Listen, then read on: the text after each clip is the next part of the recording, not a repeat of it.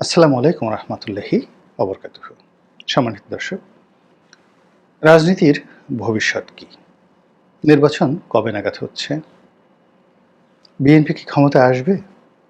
আওয়ামী লীগের ভবিষ্যৎ কি? তারা কি রাজনীতিতে সহসা ফিরে আসতে পারবে? কিংবা ডক্টর মোহাম্মদ ইউনূসের ভবিষ্যৎ কি? এই সরকার কতদিন ক্ষমতায় থাকবে?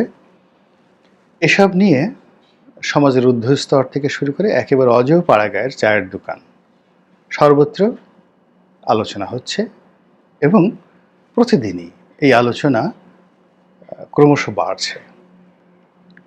আমাদের যে অভ্যাস, সে অভ্যাস অনুযায়ী রাজনীতি আমাদের রক্তের সাথে মিশে আছে এবং এই আলোচনাগুলো করতে আমরা ভালোবাসি, শুনতে ভালোবাসি এবং আমাদের খাদ্যের পরেই এই রাজনৈতিক যে বিষয়াদি গ্রাম বাংলা থেকে শুরু করে শহর অবধি, এরপর পাঁচতারা হোটেল থেকে শুরু করে একেবারে চাংখার ফুলের যে টঙের দোকানটি রয়েছে সেখান পর্যন্ত এই রাজনৈতিক আলোচনা প্রবল থেকে প্রবলতর।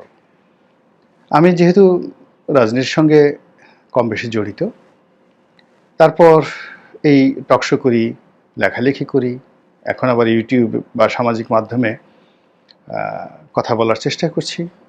এজন্য অনেকে আমাকে জিজ্ঞাসা করেন, আমার পরামর্শ জানতে চান, আমার মতামত জানতে চান কিংবা আমার গতিবিধি জানতে চান। তা আমি সবাইকে যে কথাগুলো বলি বা নিজে যে কথাগুলো বিশ্বাস করি বা আমার যে একটা রাজনীতির যে ক্যালকুলেশন রয়েছে, গণনা রয়েছে, সেই অনুযায়ী আগামী যে সময়গুলো, সেই সময়গুলো কেমন যাবে বা আমাদের কি হচ্ছে এই মুহূর্তে রাজনীতিতে, সেই বিষয়গুলো আপনাদেরকে বলছি। যেমন ধরুন, নিজেকে দিয়েই বলি, 2009 সনে এমপি হওয়ার পর একটি বছর আমি খুব মনোযোগ সহকারে আওয়ামী লীগ করেছি, রাজনীতি করেছি। কিন্তু 10 সনের পরে এসে যখন শেয়ার মার্কেট থেকে শুরু করে সর্বত্রই অনিয়ম দেখতে পেলাম, তারপর সিন্ডিকেশনের শুরু, ঘুষ দুর্নীতির একটা মহড়া দেখতে পেলাম, আসলে প্রতিবাদ না করে থাকতে পারিনি, প্রতিবাদ করে আসছি। কিন্তু প্রতিবাদ করার মধ্যেও আমার একটা স্বপ্ন ছিল, ভালোবাসা ছিল, বিশ্বাস ছিল শেখ হাসিনার প্রতি, আওয়ামী লীগের নীতি এবং আদর্শের প্রতি। কিন্তু যখন আমি জেলে গেলাম, কার্যকর অর্থে সালমান এফ রহমান সাহেবের সঙ্গে আমার মতদ্বৈততা, এখানে আমার কোনো স্বার্থ ছিল না। মূলত আওয়ামী লীগকে সেভ করার জন্য, শেখ হাসিনাকে সেভ করার জন্য, দল ভালোভাবে চলুক, ক্ষমতায় থাকুক, এই জন্য আসলে সেই নিয়োগ, বদলি, তারপরে দুর্নীতি, অনিয়ম, শেয়ার মার্কেট নিয়ে আমি কথা বলতাম। আমার তো এখানে এই সংক্রান্ত কোনো ব্যবসা বাণিজ্যই নেই, কারোর সাথে আমার কোনো যাকে বলে শত্রুতা নেই। বরং আমি এমপি হওয়ার আগে আমার যে অবস্থা ছিল, অর্থনৈতিক অবস্থা, সেটা এখন তার মানে 10 ভাগের 1 ভাগও নেই। আমি বলতে গেলে আমার ব্যবসা বাণিজ্য দেউলিয়া হয়ে গেছে, অনেক সম্পদ আমি হারিয়ে ফেলেছি, অনেক সম্পদ বিক্রি করে ফেলেছি। তো এটা এমপিকালীন অবস্থায়, বরং এমপিকে চলে যাওয়ার পর একটা স্ট্যাবল অবস্থায় আছি। মানে 5 বছরে আমার সর্বনাশ হয়ে গেছে। আর আওয়ামী লীগ জামানাতে আওয়ামী লীগ যে ক্ষতিগুলো করেছে, ক্ষতির মধ্যে আমার একটা বাড়ি ভেঙে ফেলেছে, হয়তো 4-5 কোটি টাকা সেই বাড়িটির দাম।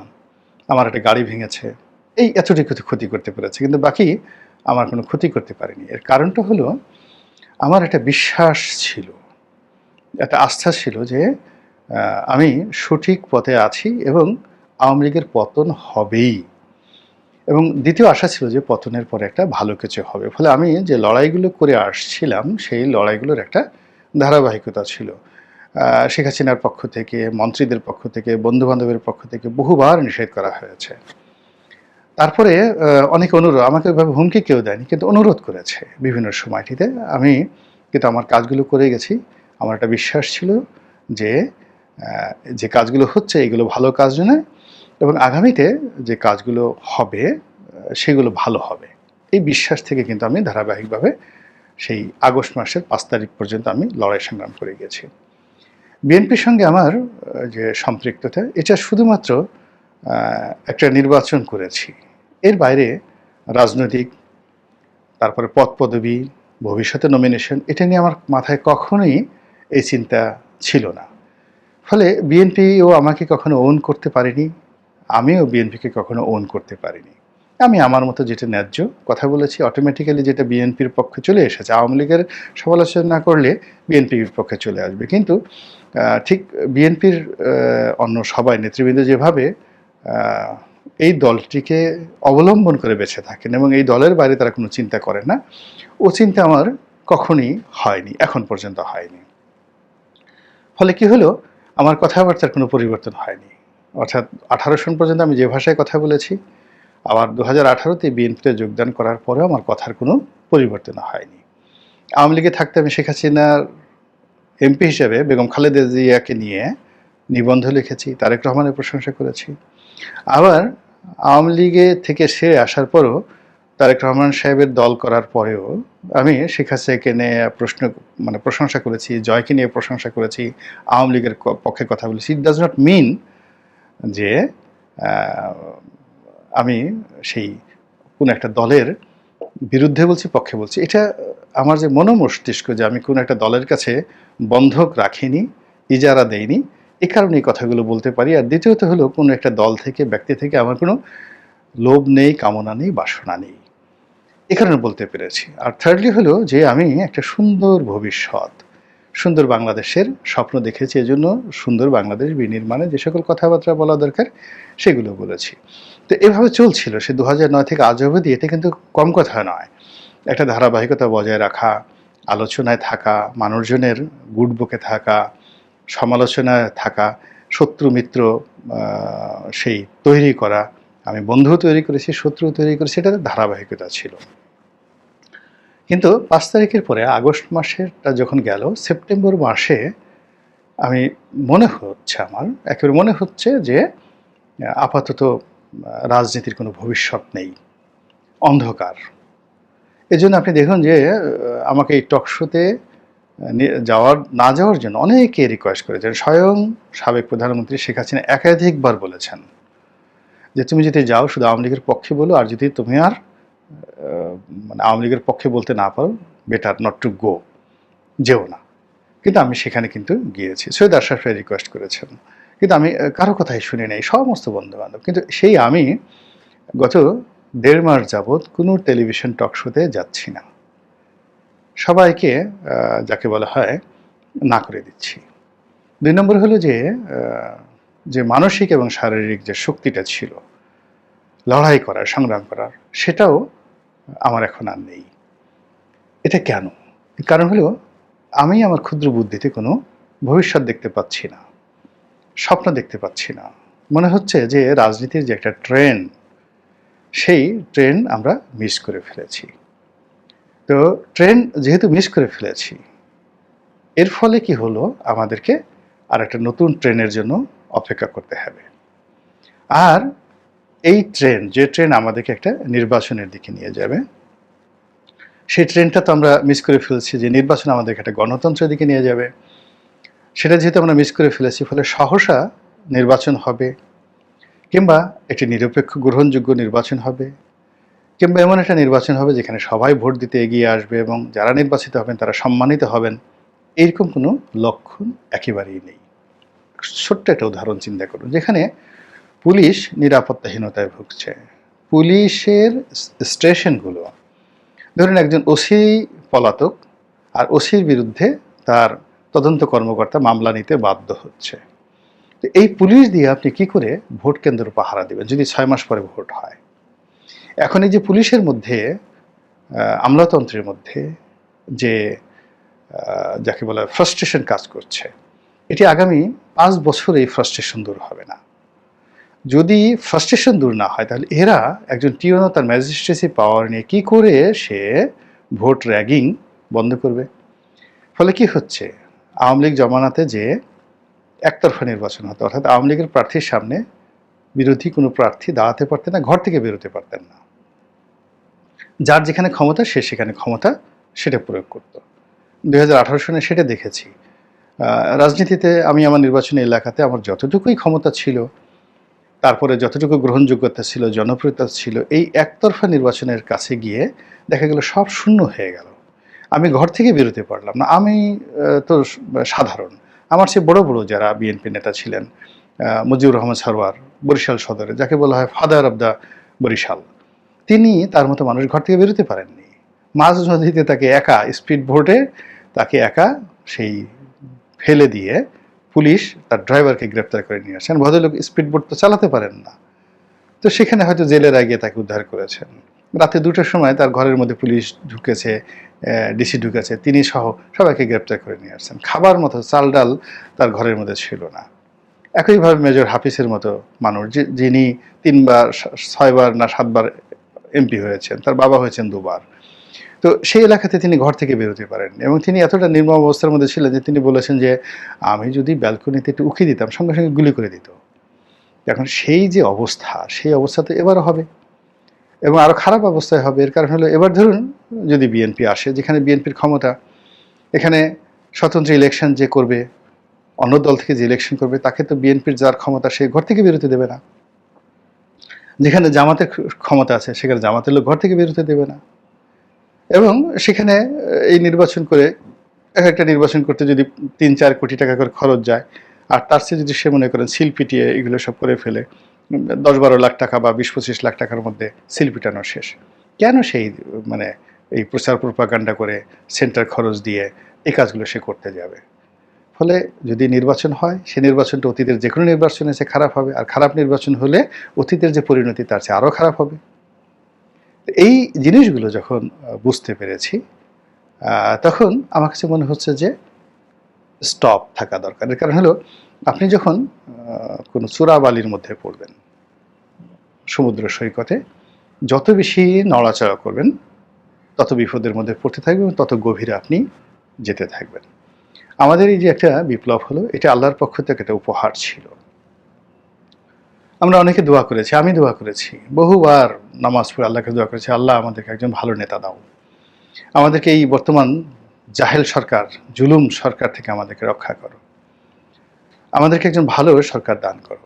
এখন এই যে আল্লাহ রাব্বুল আলামিন আমাদের দোয়া কবুল করেছেন, কিন্তু সেই একটা ভালো পরিবেশ পরিস্থিতি তৈরি করার জন্য আমাদের না ছিল মানসিক প্রস্তুতি, না ছিল সামরিক প্রস্তুতি, না ছিল অর্থনৈতিক প্রস্তুতি, কোনো কিছুই ছিল না। ফলে যা হবার তাই হচ্ছে।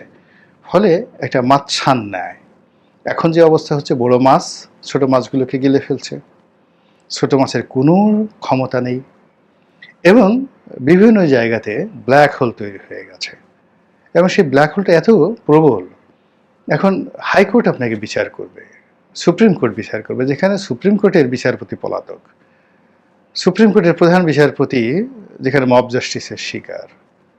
তো এখানে বাংলাদেশে গত 10 বছরে যদি আপনি হিসাব করেন কি বিপর্যয় ঘটল, কয়েকজন বিচারপতি যাদেরকে খুব নিন্দনীয়ভাবে অপমান করে, সেই খায়রুল হক থেকে শুরু করে শামসুদ্দিন চৌধুরী মানিক, তারপরে এসকে সিনহা, আবু ওহাব মিয়া, এরপরে ধরুন এই যে বর্তমান এই যে সদ্য সাবেক প্রধান বিচারপতি, তার সাথে সাথে অ্যাপিলেট ডিভিশনের বিচারপতি, এরা মানে কখনো প্রতিপক্ষের হাতে, কখনো সহকর্মীদের হাতে, কখনো সরকারের হাতে লাঞ্ছিত হয়েছেন, অপমানিত হয়েছেন। ধরুন শামসুদ্দিন চৌধুরী মানিক, তিনি যেভাবে বিচারাঙ্গন থেকে বিদায় নিলেন, তার সহকর্মীরা তাকে যে অপমান করেছে এবং তার সঙ্গে যে ব্যবহার করেছে, পরবর্তীতে তিনি টেলিভিশন টকশোতে এসে আওয়ামী লীগের অনেক দালালি করার চেষ্টা করেছেন, কিন্তু আবার দ্বিতীয় দফাতে এসে তিনি অপমানিত, লাঞ্ছিত হয়েছেন জনগণ দ্বারা। তো এখন যেখানে বিচারকদের নিরাপত্তা নেই, সেখানে আপনি আমি কি? যেখানে পুলিশের আইজি এখন রাজসাক্ষী হচ্ছেন, মানে যাকে এক্সটেনশন দেওয়া হলো কেবলমাত্র তার দালালির জন্য, যে তিনি দালালি করবেন, শেখ হাসিনাকে প্রোটেকশন দেবেন, গুম খুন, মানে আমেরিকা তাকে রিগ্রেট করেছে, তারপর শেখ হাসিনা তাকে কোলে জড়িয়ে নিয়েছে, এখন সেই লোক শেখ হাসিনার বিরুদ্ধে রাজসাক্ষী হচ্ছেন। এরপরে আরেকজন আইজি, একজন আইজি পলাতক, মানে বেশ কয়েকজন আইজি তো পলাতক, এখন বেনজির থেকে শুরু করে অনেকেই পলাতক, বাকিরা পলানোর রাস্তায় রয়েছে। 2জন আইজি এখানে গ্রেপ্তার বরণ করেছেন, সেনাবাহিনীর অনেক কর্মকর্তা গ্রেপ্তার হয়েছেন, মানে চাকরিচ্যুত হয়েছেন, অনেকে পালিয়ে আছেন। এরপর বেশ কয়েকজন ঊর্ধ্বতন কর্মকর্তা তারা গ্রেপ্তার হয়েছে, জিয়াউল হাসান সহ অনেকে গ্রেপ্তার আতঙ্কে আছেন। তো এই যে একটা অবস্থা, এই অবস্থায় আপনি যদি চিন্তা করেন হুট করে একটা এই যে অন্তর্বর্তীকালীন সরকার একটা নিরপেক্ষ নির্বাচন দিবে, মানুষ ইচ্ছামতো সেখানে গিয়ে উপস্থিত হয়ে তার পছন্দের প্রার্থীকে ভোট দিবে, প্রার্থীরা সেখানে গিয়ে একেবারে সুবোধ বালকের মতো বা লন্ডন আমেরিকার সভ্য মানুষের মতো মানুষের কাছে ভোট প্রার্থনা করবে, তারপর সেই নির্বাচিত সরকার ক্ষমতায় এসে বাংলাদেশকে জান্নাত বানিয়ে ফেলবেন, এই জিনিসগুলো আপনি চিন্তা করতে পারেন। কিন্তু এখন বর্তমান যে পরিবেশ বা পরিস্থিতি, সেই পরিস্থিতিতে যে সংখ্যাগুলো তৈরি হয়েছে, মানগুলো তৈরি হয়েছে, এগুলো যোগ করেন, বিয়োগ করেন, বিয়োগ করার পরে ফলাফল শূন্য নয়, মাইনাস, মানে আগে যা ছিল তার চেয়ে আরও খারাপ অবস্থা তৈরি হয়েছে। তো কাজেই আরও একটা ট্রেনের জন্য, সুসময়ের জন্য, অপরচুনিটি, সুযোগের জন্য অপেক্ষা করতে হবে। তাড়াহুড়া করলে, নড়াচড়া করলে, অস্থিরতা দেখালে যে যার অবস্থান থেকে আমরা বিপদগ্রস্ত হয়ে পড়ব। জাতীয় জীবনে, ব্যক্তির জীবনে কখনো কখনো সময় আসে, পরিবেশ আসে, আনঅ্যাভয়েডেবল সার্কামস্ট্যান্সেস। এই সময়টিতে যে যত বেশি তাড়াহুড়া করবে তত বেশি বিপদগ্রস্ত হবে। এখন যদি আওয়ামী লীগ খুব দ্রুত ফিরে আসার চেষ্টা করে, আওয়ামী লীগ চিরতরের জন্য হারিয়ে যাবে। বিএনপি যদি খুব তাড়াতাড়ি পাওয়ার চেষ্টা করে, তারাও হারিয়ে যাবে। এই সরকার যদি অনেকদিন থাকার চেষ্টা করে, তারাও হারিয়ে যাবে। তারপর সমন্বয়করা যদি আগের মতো চলতে চায়, মনে করে তাদের জনসমর্থন আগের মতো আছে, তারাও হারিয়ে যাবেন। জামাত যদি মনে করেন যে আমরা আল্লাহর দল, হিজবুল্লাহ, হ্যাঁ, আল্লাহর সৈনিক, আমাদের সব কাজের সঙ্গে ফেরেশতা আছে, হবে না। এই 3 মাসে সেটা তারা টের পেয়েছেন। তাহলে আপনি দেখুন, এই যে আমি যাদের কথা বললাম, মানে কারোর কোনো প্রসপেক্ট নেই। বর্তমান সরকারের আপনি যদি একটা নির্বোধের কাছে জিজ্ঞাসা করেন, তার কোনো প্রসপেক্ট নেই। আওয়ামী লীগের কোনো প্রসপেক্ট নেই, বিএনপির কোনো প্রসপেক্ট নেই, জামাতের কোনো প্রসপেক্ট নেই, সমন্বয়কদের কোনো প্রসপেক্ট নেই, ব্যবসার কোনো প্রসপেক্ট নেই। আপনি দেখান, এগুলো তো কল্পনা করলে হবে না যে এই জায়গাটাতে আমাদের আশান্বিত হওয়ার যথেষ্ট কারণ আছে। আপনি একজন লোকের মুখে হাসি দেখেন তো, আপনি কোনো মানুষের মুখে হাসি নেই। ডক্টর ইউনূস এত সুন্দর করে হাসতেন, মুক্ত ঝরতো তার দাঁত দেখলে, মানে এত সুন্দর করে হাসতেন। তার একটা হাসির ছবি দেখান তো, চুল এলোমেলো হয়ে গেছে, চোখ ভাঁজ পড়ে গেছে, বার্ধক্যের ছাপ তার চোখে মুখে মানে প্রকট আকার ধারণ করেছে। তো এখন আপনি এখান থেকে কি আশা করেন বলেন তো? যখন একজন মানুষ ভালো অবস্থানে থাকবেন, তখন দেখবেন যে তার ভিতরে একটা তেলে ঝোলের ভাব এসে যাচ্ছে। এখন এই মুহূর্তে বাংলাদেশের ব্যবসা বাণিজ্য, শিল্প, সাহিত্য, সংস্কৃতি, নাটক, সিনেমা, গান, বাজার, নায়ক, নায়িকা, এমনকি পতিতাবৃত্তি, সেখানেও আপনি কোনো রং ঢং দেখতে পাবেন না। সব জায়গাতেই শুধু দীর্ঘশ্বাস। আল্লাহর কাছে প্রার্থনা, আল্লাহ রাব্বুল আলামিন আমাদেরকে বিপত্তি এবং মুসিবত থেকে হেফাজত করুন, হেদায়েত দান করুন এবং রক্ষা করুন। আসসালামু আলাইকুম ওয়া রাহমাতুল্লাহি ওয়া বারাকাতুহু।